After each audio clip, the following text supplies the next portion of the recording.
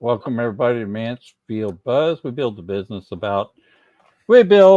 about Mansfield business. And before we get started, we got Jordan, another host, Kevin Satterfield, who we're going to talk to you about photography today. But there's some things we got to talk about, Mr. Jordan. And the first thing is, let me put up this banner for us, Mansfield Buzz, right there. All right, we're on YouTube live right now. If you happen to be watching on YouTube and you want to comment on us, feel free to comment. I can post some of those or ignore some of those depending on what questions you want to ask Kevin or what you want to say to us for sure. That's our YouTube handle. What we really want you guys to do is, if you're watching or if you come back to watch the on demand, which most people do, by the way, then in fact, please subscribe to the channel. We're up to close to 20 hours of watch time on the channel now for just 6 weeks old. We're getting subscribers and we're just building it as a normal slow build. But here's the cool thing. We give our guests the ability to get links to all these shows when they're over by having them go back to YouTube, share the link. We create, and Jordan's really good at this, we have separate audio of the guests. So if they want to divide some of these clips up and do something with them, we get some AI clips, right, Jordan? I mean, yep. we literally AI pulls what it thinks is great content off this, ignores Jordan and Hurdy and pulls up the guest Kevin. So we're not cool enough to get AI clips. I'm kidding. All right. So Facebook, and Jordan knows this, pulled a fast one on us, and we knew it was coming. So let's just alert you to how this is going to work now. It used to be on this streaming server that I could literally just copy the URL to Facebook as a destination on this server farm, and it would automatically take all the stream keys and just automatically make that your destination. Well, the third-party apps for any kind of Facebook groups have now literally been pulled. So I either have to go into the Facebook page and create an event, but there is a manual way to do it. So starting next week, 3 hours before the show, I'll be able to put a manual. I'll be able to set it up where it does stream live on the Facebook page, but I'll have to set that up manually. So I just thought I'd clear the decks, okay? So, Jordan, welcome back. Thank you. Thank you. It's good to be back. You went to where? I went to Spain. Half around the world. You went to Spain. Our job, but somebody had to do it, you know? Kevin's over here laughing. By the way, this is our guest, Kevin Satterfield from KDS Imagery TX, Texas.com. Let me put his website up real quick so you guys can find him. If I can find the actual banner. There you are. Oh, I got it. I got it. Okay, I got it. So I'm imagining, before Jordan gets into the first type of question, I'm imagining that this is where you want people to come to first. This is where they can contact you and get a hold of you. Is that the best place for them to find you? Either there or on Instagram, and the Instagram's the same banner, just drop the .com. Okay, gotcha. So yeah. So we're meeting with a professional photographer today that I just had the privilege of seeing some of his work. And then, Jordan, I'll let you jump into some questions. He did a cookie shoot for Yvonne.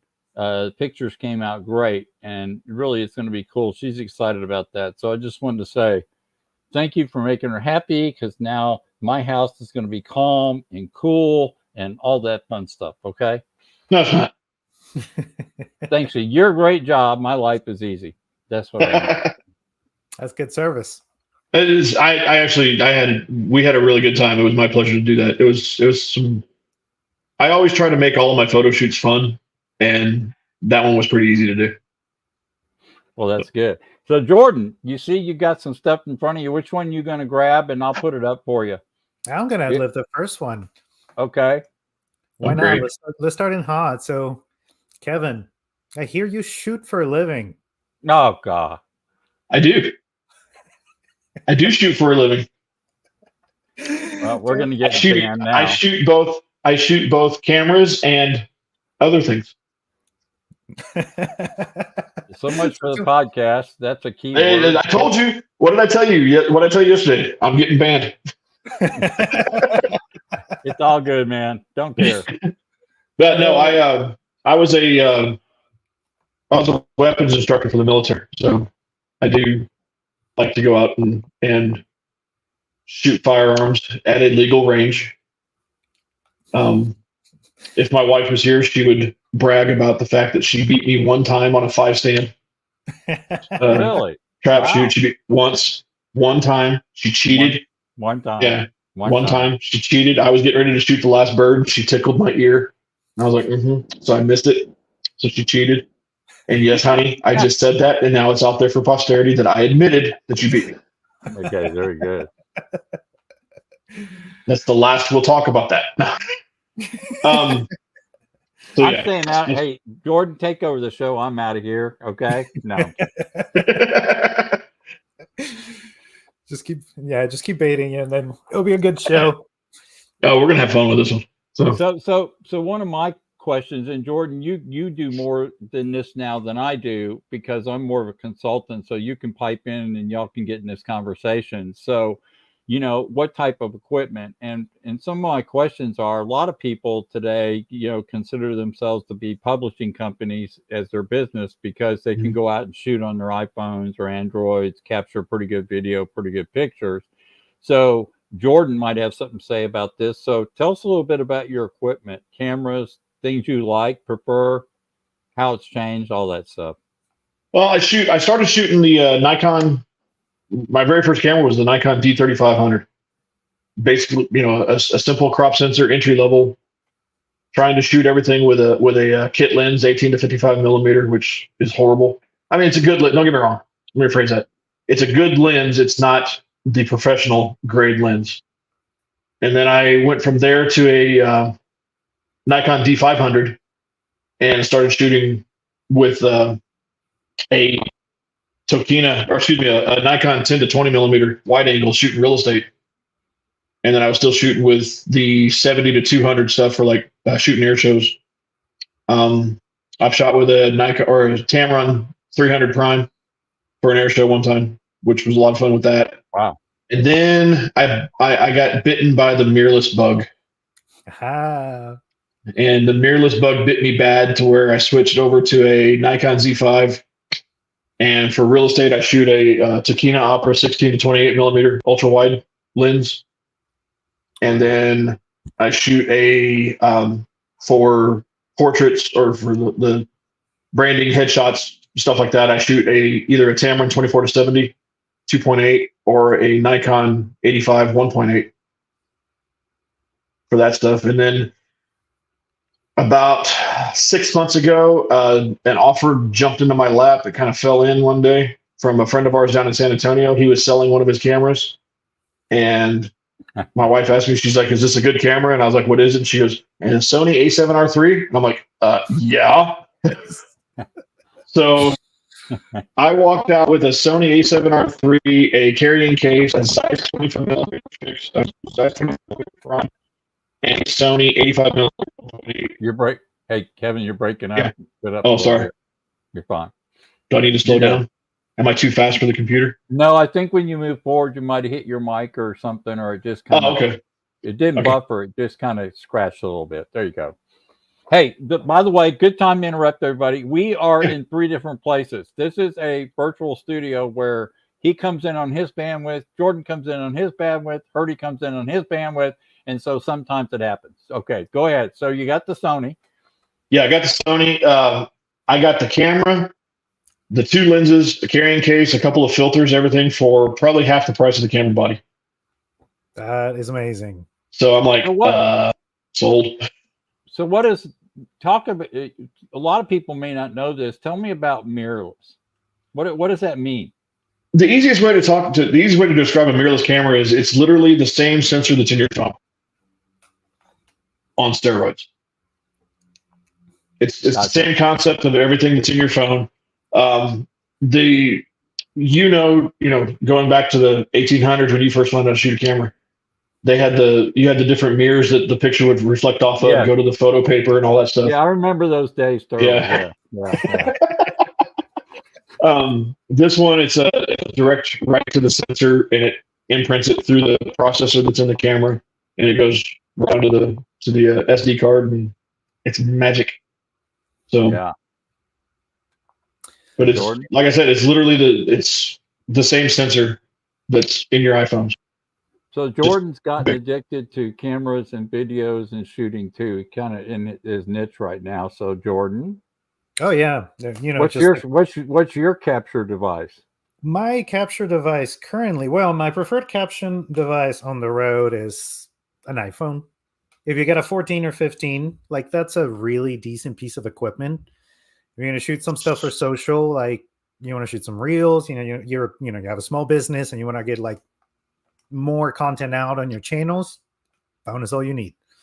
Now, if you want your stuff to look really nice, you want that professional look, and especially you want that like really nice background that is actually real and not that like crappy, like fake pretend digital one that goes around your hair and looks terrible, then for that, you need really good quality glass. And that's what, when Kevin was talking about the lenses, the aperture, that's one of the biggest things. And you might not know what it means, but basically the wider you can open those like lenses, the more light you can let in, the better the image will look. And that's something this phones cannot do. So when you get the cameras like Kevin's talking about, like, there's a lens there. This lenses are like the size of a coin. So you're not going to get that. You're not going to get that look.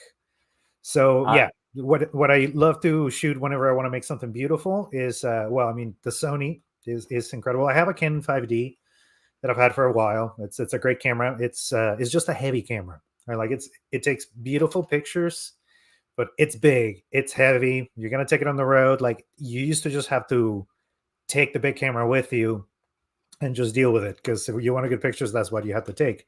But now with those mirrorless ones, like, man, I've been playing around. Oh, forget Spain, right? Like I just went to Spain. We rented a Sony A7 IV. And it's incredible because we shot beautiful video and beautiful photo all with the same camera. So let me take you back a little bit to show you how fast this market has just driven up to this powerful equipment. Back when I covered SCCA racing in 2009, I had a Canon XR2, which was D. And so you filmed on tape, and then you had to pull out the tape cartridge and literally transfer it over, and it looked terrible compared to HD today, but it looked great back then, just so you know. And we used flip phones. Remember the flip HDs that came out? We put suction cups on them and attached them to the sides of the race cars, and we turn them on record, and then mix the movie together after the race, because these Miatas ran like 16 laps, right? Or the GTs ran 16 laps, and so 30 minutes worth of racing on a 3.9 mile racetrack road course. And then I would take the flip camera, if they didn't fall off the car or get run over, the ones that were left, I would squeeze it all together into a film. So there you go. So anyhow, I like how Hardy has been ahead of the industry in just about everything for about a decade, right? Like, you literally invented the GoPro and didn't even know it.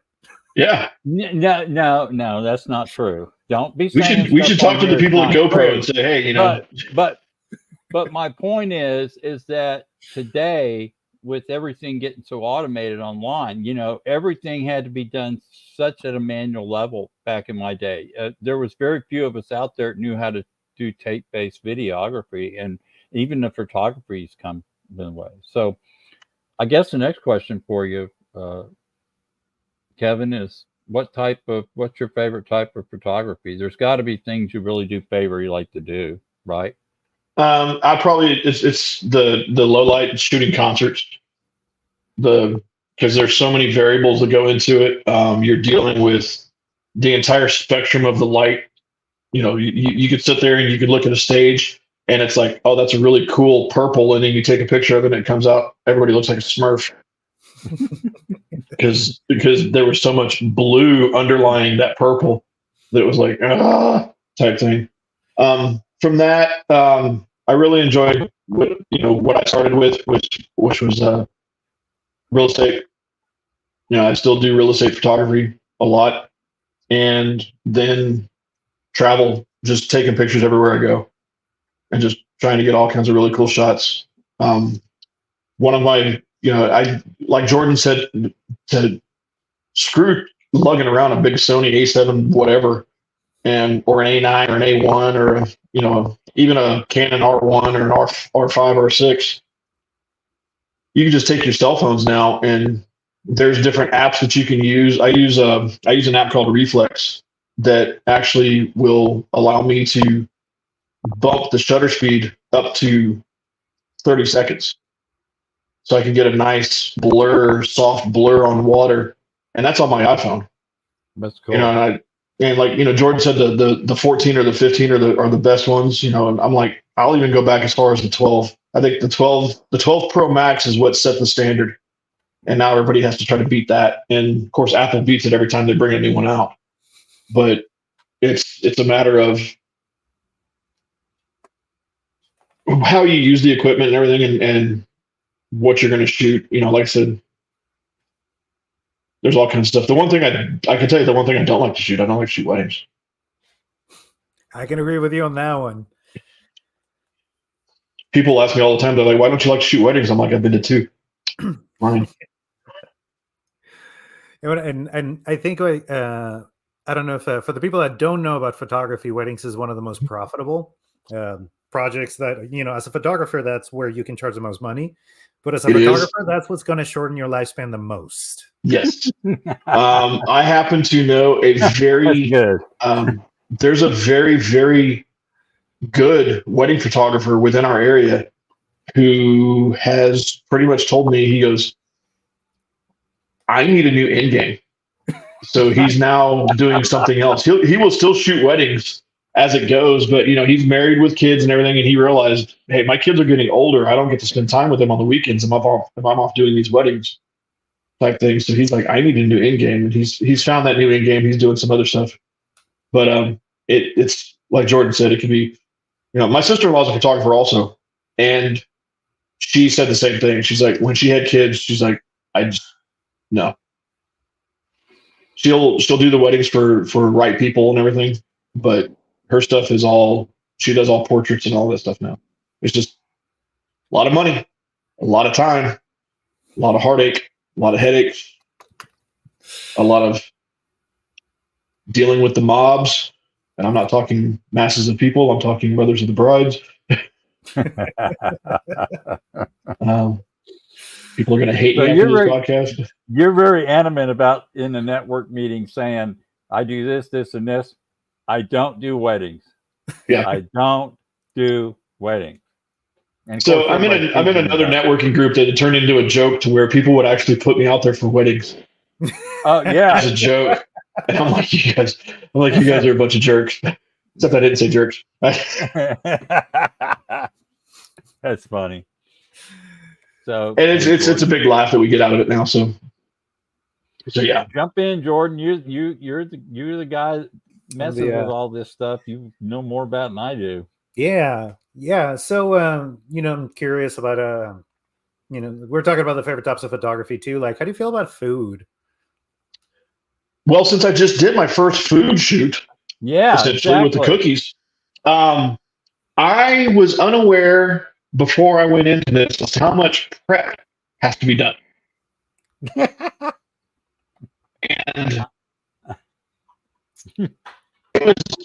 it was worth it. It was very much. When you lean forward, you're doing something with your mic. Oh, I'm hitting the computer. Sorry. Okay, there you go. I'm trying to be healthy and standing up while I'm doing this on my upright. On my new upright desk that's you could get for $4.99 from IKEA. Right. I didn't want to interrupt what was going to be a great story.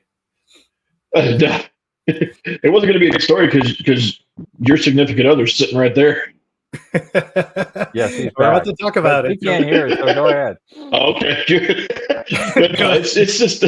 It's not like this is recorded for posterity. Yeah, this isn't being recorded for anybody, so she's not going to listen to it and come back to me later and be like, "Oh, you said that, huh?" She might. But no, food photography can be. It can also be very lucrative, but to do it properly. Yes, it's probably one of the most tedious pieces of work that I've ever done. Because you've got to get the right lighting. You've got to get everything that you're wanting to shoot. you're trying to show, what was it? People say you eat with your eyes Yeah. type thing. So you want to make the food look great. I've seen pictures of food and it's like, look at this. It may taste great, but it looks like, Mm-hmm. Like you just not dropped great. it right back Well, up. and I imagine cookie soup, and I'm just guessing here, are very colorful, very Mhm. detailed, so they have that, you have to have that feel to them. It's that a would be difficult difficult. shape. Right? Yeah, Like think about it a is. cookie. A cookie is really flat. So if you want to get like really good depth on those cookies, give it a lot of Mhm. body, you're gonna be struggling with the angles quite a bit. Well, there was one factor I didn't take in consideration until I started editing these pictures from Yvonne's shoot was her cookies are so thick, they were casting shadows. Ah. And I'm sitting there going through everything and I was like, holy crap. Because I'm like, where are these shadows coming from? Gosh, And all of a sudden I realized they're coming. Kevin, Yeah. thank you for our new tagline. Our cookies are so thick they cast shadows. That's going to There be you our go. new tagline. That is a good one. That is a good one.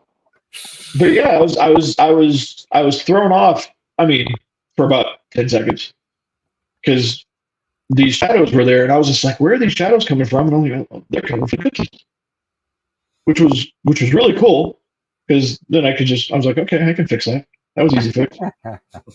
I love it. But She's just the happy. fact that there were shadows across the cutting board was amazing. So She's a happy camper. Yep. One of the biggest things for me, that was the biggest like mind shift on doing photography, because I've done food photography for a long time. Mhm. And it's like, whenever you're trying to capture a good portrait or a good moment at a concert, like if you're shooting lifestyle or any kind of like, what they call like candid shots, you're trying to, you develop your eye to capture the best moment possible, right? So it's there, you see it, you capture it. And with food photography, it's actually the opposite. You're trying to manufacture the best look possible. So your subject's not moving, you're moving the subject. You're moving the lighting around, and so you're actually the one like laying out all the information. So there's a great deal of design that goes into a food shoot that normally you don't have to whenever you're actually trying to capture a moment. You're right. I mean, it's because not only, and that can equate to shooting any product, any type of product shoot, setting up. I've watched different tutorials, just trying to figure out how these guys do it, and they're literally building a complete set on top of their like dining room table or something for a 6-ounce bottle of cologne, but they're bringing in sand, little rocks, and they're building an entire like beach setup for this thing. And then they're setting plexiglass over the top of it and then spraying it with water from a spray bottle while they're doing the shoot, because they're doing everything remotely. And they're tethered into their laptop is what they're doing, so they can see everything easily. And I'm just like, that's a lot of work for one shot. that's a lot. I like to do the work on the back end. That's a lot of work just to prepare for one shot, and then you do all that, and then Jordan, in marketing, then the marketing department comes back and says, "This is not really what we were looking for," and you're like, "Can you change that one thing?" Yeah, and then really one thing again. Yeah. So you got to go back and rebuild the entire set again, and you're like, okay, how did I do this? So it's pretty crazy. So you'd mentioned real estate before. That's one of the things you really like to do, because you can go around, take all the virtual pictures. Do you catch yourself? One thing we haven't talked about, which is more video, right? But it can take snapshots too. Do you use the drone for video or just for taking pictures, or both? For both. Okay. For both. The big thing with the drone is I found myself doing more education with the drone than I have doing a lot of shoots with the drone, because everybody's like, "Hey, I want this house droned," and I'm like, "Can't." And they're like, "Why?" I go, "Because it's got 5 giant oak trees built around it. All you're going to get is a picture of the tree." Type thing. And they're like, "Oh, okay, that makes sense." Or depending on where the house is at, if I'm in a restricted flying area or I'm restricted on altitude, I can only go 400. Any drone can only go 400 feet above the tallest building, or above your subject. So if I'm flying in downtown Dallas, theoretically, even though Love Field's approach patterns go right over downtown Dallas, I can actually go 400 feet over the top of the tallest building in downtown Dallas and still get pictures and fly legally. Now, can I? No, because Love Field likes to control all that space and run all of our fun. But it's fun doing drone stuff, and it's I shoot with an iPad. I started off shooting off an iPhone, and you're sitting there doing this, looking at your screen, saying, "Where am I taking a picture of?" type thing. But getting all that done, tying your drone video when you're videoing a property, tying that into your walkthrough video, because I can actually fly it down and get really close to where I come right off almost to the front door, and then I'll stop the drone, and then I'll pick up on the walkthrough video through that. That's pretty cool. And right now I'm actually I've changed to shooting my walkthrough video. I actually use my iPhone now on a DJI Osmo gimbal, because everybody is wanting to go to the reels based, so they want the vertical video instead of the horizontal video or the wide angle. Mm-hmm. So I've started using that now, and I can just pick that right up and go right in. And using that awesome tool on that Apple made Final Cut, I can take a 7.5 minute walkthrough video and turn it into a minute long video with the drone and everything all tied in together. Yeah, good. That's cool. Well, it's popular. You see a lot of it today. You see drones covering just about everything. It does. So let's talk a little bit about that too, because I think most photographers honestly now have to include video. Yeah. And I find it really interesting that people that went directly into video shoot a certain way, but I find that the photographers that transition into video it tends to look a little bit different. But I'm curious to hear like your transition into video and how'd you go about it, and particularly what were like the biggest like confusing moments for you? Well, the confusing moments for me at first was how to do it, because I've shot stills for so long that it was a matter of, now I got to figure out how to shoot. I've shot videos shooting stuff, family events, stuff like that with my kids, but shooting actual video that's going to be commercialized, I'm like, okay, now what do I got to do? Okay, and you got to not only you got to figure out how to do it, but you got to figure out how to make it make sense. Mm-hmm. So you can't just walk into a front door and be like, oh, here's one room, here's that room, here's this room, and just do everything willy-nilly. You got to have a pattern. You got to have a flow to everything. And then I realized that you don't have to spend 3 minutes on each room and get all the crazy angles like you do with photography, because you want to give at least a 360 view in the stills. But with the video, you can just literally just do a dolly shot across a wide room, or a push in, or even a pullback, and still get great shots and get the people in there. Because the whole object of doing the video is not to sell the house; it's the people into the house, and then hopefully the house will sell itself, type thing. Yeah, I would say from my background, being somewhat in video, is that I agree with Jordan on this. A videographer is definitely going to see things differently than how a photographer that goes into video and vice versa.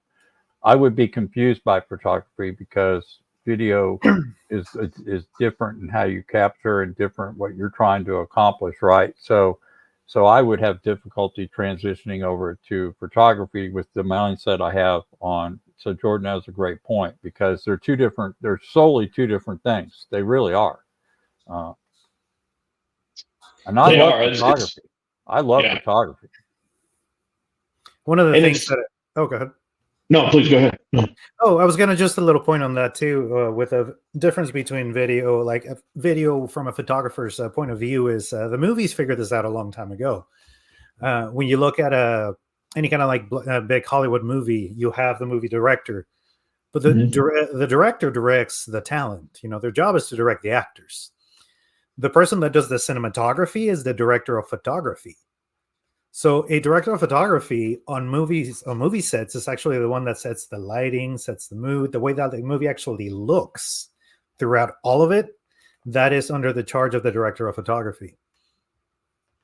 Yeah, I think I want to say, I could be wrong, but I want to say Ron Howard, when he first started getting behind the cameras instead of acting in front of it, he first learned how to do the cinematography side of it. And if you see from all the Ron Howard movies that are out there, I want to say Spielberg did the same thing, because I know when George Lucas was talking about the Star Wars movies, he specifically said, "I want Spielberg behind the cameras." So, because Spielberg knew how to do the establishing shots, he knew how to do the followings, all the different aspects, the cranes, the gaffs. I mean, just the jibs, you name it, all the different equipment that's out there, and how to do the different shots and how it can work. And it was just insane, the amount of stuff. I've got a good friend of mine that I do shoots with on the weekends. He's been the director of photography for quite a few small budget films. And he tells me, it's a completely different world. And he does both stills and video. So he's like, it's a completely different world type thing. So we actually did the church we both go to just did a worship night, and we did a shoot. I did all the stills, he did all the video, and we're actually combining them into one. Perfect. So it's to show everybody once we get it done.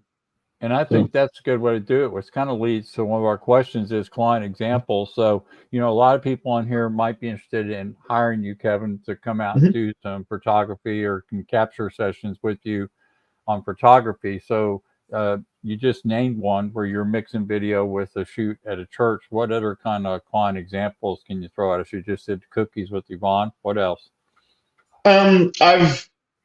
I've done a lot of like headshots and branding shots. So we did the cookies, some lifestyle shoots. I've had a couple of people that wanted to get into acting, so they wanted some different headshots and different style. Not the what a lot of people see as a headshot is kind of like what you see with the three of us right now, just from mid chest up. That's it. And you're sitting there with a geeky smile on your face or anything like that. That works great for having your phone when you get a phone call from somebody and the geeky look pops up and you're like, oh, I know that guy, type thing. But I did some shots for some different people, and they've actually used them, to, I don't want to promote themselves. One of them did. She's an actress, and she used them for her stuff. And a couple other guys were doing the same with their pictures. And it's just, it's one of those to where it makes them feel good. If they've just come off of a big injury, or they come off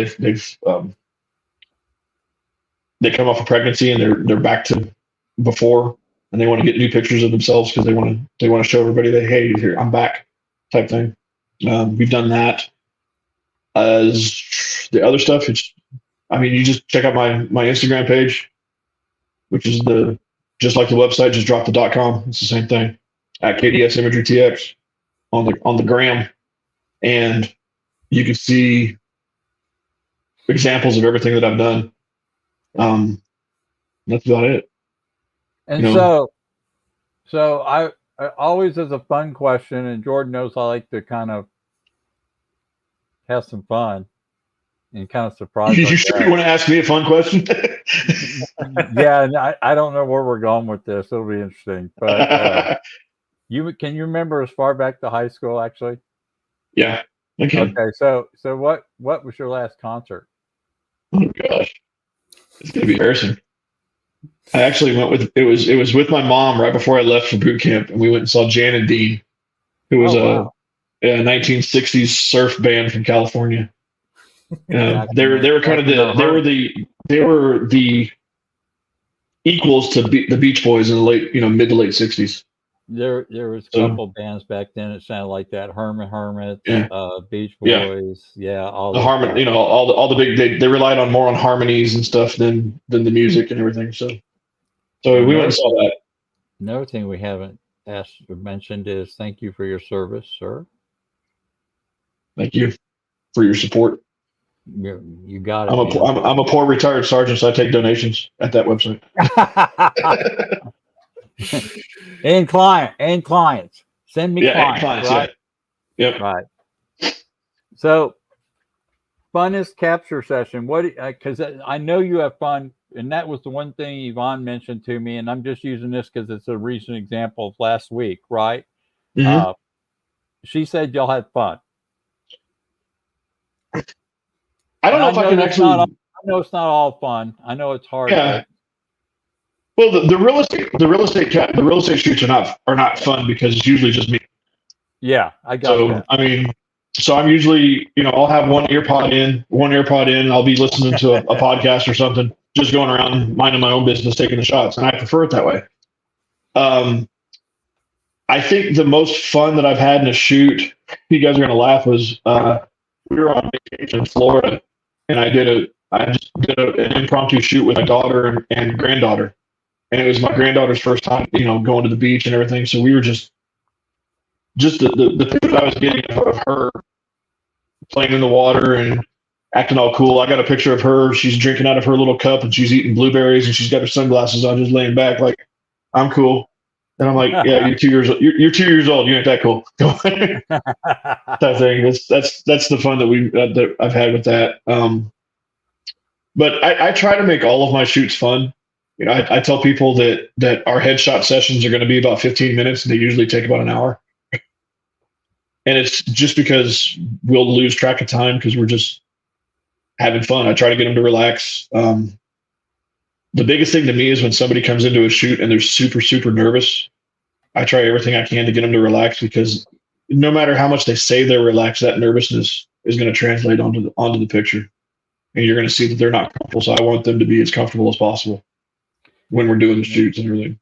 It's funny. You just reminded me of something. I remember when I used to shoot for video for clients, some of them were so nervous and camera fear that what I'd tell them was I'd point the camera at them and tell them we're going to do a run through, that I wasn't recording it. Let's just do a run through.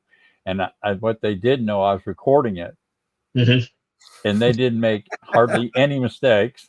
And they went through it and they were just being themselves, And then I stopped and said, okay, now let's do the recording. And for the next 10 minutes, it was, oh, darn, my name is, what is my name? Oh, no, let's see. Oh, yeah, that line. No, I don't know who I work for. So, yeah. So sometimes the best recording was the one where they didn't think they were on camera.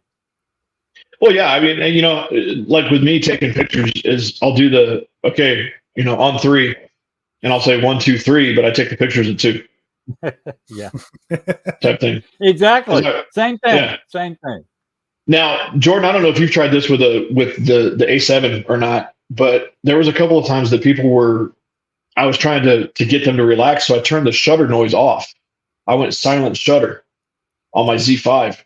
And I know the A7R3 and the A7 IV both have the same problem as all the Nikon Zs do, is when you go to the silent shutter, you get the banding. Because when it draws the data, when it writes the data, it goes in a straight line across like typing type thing. And I was getting banding like bad. I sit there and I did a whole show, like a 30-minute set on silent shutter, and I went back and none of the pictures were usable because it looked like somebody had drawn horizontal stripes across every photo because of the banding type thing. And I was like, I know the A9 has corrected that because they do a straight one shot, boom, it writes everything at once on the card on the sensor, which is pretty crazy. But I didn't know if you'd ever had that experience with that. You're trying to get all sneaky and everything, and all of a sudden you look at pictures and you're like, ah! He's like, oh my god, no, actually, that hadn't happened to me. Yeah. I know with a 5D you can actually silence the shutter, and you can also like freeze the mirror and just shoot with the screen, like essentially turn mirrorless. And that was a good sneaky way to capture some before. You just like just doing that. But the 5D never did that. But again, it was a giant camera, so it worked differently. Well, I can tell you this much. Everybody was telling me when I switched over to mirrorless that the camera was going to be lighter. I have carry a battery pack on both of mine, so I have a vertical grip on both of my cameras. And putting 2 batteries on that thing, and then depending on the lens on there, those cameras aren't any lighter. Those are it's the same thing because the the A7 IV, like I use it for both photo and video put it on a gimbal, and I'm shooting a 12 to 24 on a gimbal. And man, dude, like after 10 minutes of holding that thing, I'm like, dude, I'm gonna fall over. It's like Yeah. you have this camera on a stick, and it's supposed to be like much lighter so you can do it. And like, I mean, it's not more than 10 pounds, but you hold it for more than 20 minutes straight, and your back hurts. Yeah. So picture that, but holding for a 2-hour video shoot, but holding a red Oh, without a gimbal and just freehanding a red for a 2-hour shoot. I oh can't man, imagine. that's rough. So he You know was, what yeah. Yeah, you know what I do like about Sony is that they have the sensor is what's stabilized. So Yeah. I don't know if I don't know if people know this. For the people that know a little bit of photography and videography, like the Sony cameras, Sony has thought of so many little things that have added to the cameras that altogether now make an incredible camera. But one of those things is like the sensor where you capture all that information is set on a little like stabilizer, and so it will like counteract all your hand motion. So when you're moving around, the sensor's moving around too. And actually, if you go to one of the camera stores, I know Arlington Camera has a demo one that is really cool, where they have a sensor out open, and then you can hold the camera. You can see what the sensor is doing as you're holding it. Is like actively correcting your motions, and it's incredible. I think Fort Worth Camera has the same demo. I'm not sure though, because I know they've got so much. I'm not allowed to go to Fort Worth Camera by myself. Yes, I do encourage you to go to camera store and see what's out there. Get your hand on some of these. It's amazing. Now, I will say this for you, Herdy. If you go to Fort Worth Camera, you can take a trip back in time because they do have a relics wall. Yeah, I'm sure there's a couple of Canon SDs there and Sony. Oh no, they've got some Pentax, they've got some Minoltas, they've got they've got a. My dad was a photographer. That's what got me into it, and he used to shoot a Minio, was it 4-inch, to where each film roll only had 8 shots in it. Oh wow! And it was a top down. It had two. It was a Panaflex lens, so it had all that stuff on there. And you look top down into the screen to take the pictures and everything. And I was like, that's crazy stuff. I'm trying to figure out how my dad, who's 5'5", could carry all that equipment at one time. But he did. So interesting you should mention that, because up on a shelf, Yvonne's dad was a photographer, and he saved all the cameras from back in the 20s, 30s, and they're sitting up here on a shelf.